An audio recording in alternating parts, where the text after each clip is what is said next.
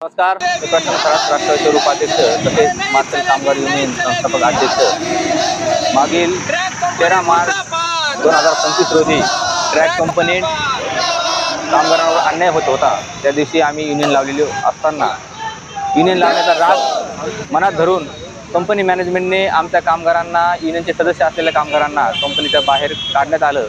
कुठलीही पूर्वकल्पना न देता युनियन लावली, त्यामुळे त्यांच्यावर हा अन्याय जाणीवपूर्वक कंपनी प्रशासन करत आहे।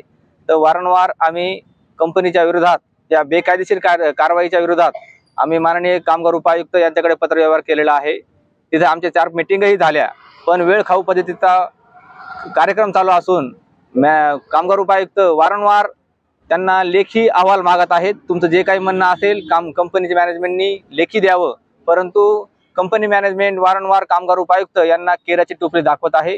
कुठल्याही प्रकारे लेखी अहवाल आणि लेखी उत्तर देण्यास तयार होत नाही। तरी देखील कामगार उपायुक्त कंपनी मॅनेजमेंटला पाठीशी घालण्याचं काम करून आम्हाला 20-20, 25-25, 1-1 महिन्याच्या तारखा देत आहेत। तरी त्याचा निषेध म्हणून आज आम्ही मुंडन आंदोलन करणार होतो आणि आमचा आज कामगार उपायुक्त ते मंत्रालय मुंबई मुख्यमंत्री कार्यालय येथे लॉंग मार्च काढण्याचा निर्णय होता, परंतु पोलिसांनी आमचं मन परिवर्तन केल्यामुळे आणि पॉझिटिव्ह तुमचं कामगारांना न्याय देऊ असं आश्वासन दिल्यामुळे आम्ही त्यांना 8 दिवसाचा वेळ दिलेला आहे। आणि कामगार सुरक्षा विभाग, PF विभाग, ESI विभाग आणि कार्यकारी अभियंता आणि प्रादेशिक अधिकारी यांनाही पत्रव्यवहार करून कंपनीचं बेकायदेशीर बांधकाम असेल, अतिक्रमण असेल, अनधिकृत पार्किंग असेल आणि कंपनीचे अनधिकृत वृक्षतोड असेल याबद्दलही तक्रार केलेली आहे, परंतु अद्यापही त्यांच्यावरही कुठल्या प्रकारे कारवाई झाली नाही।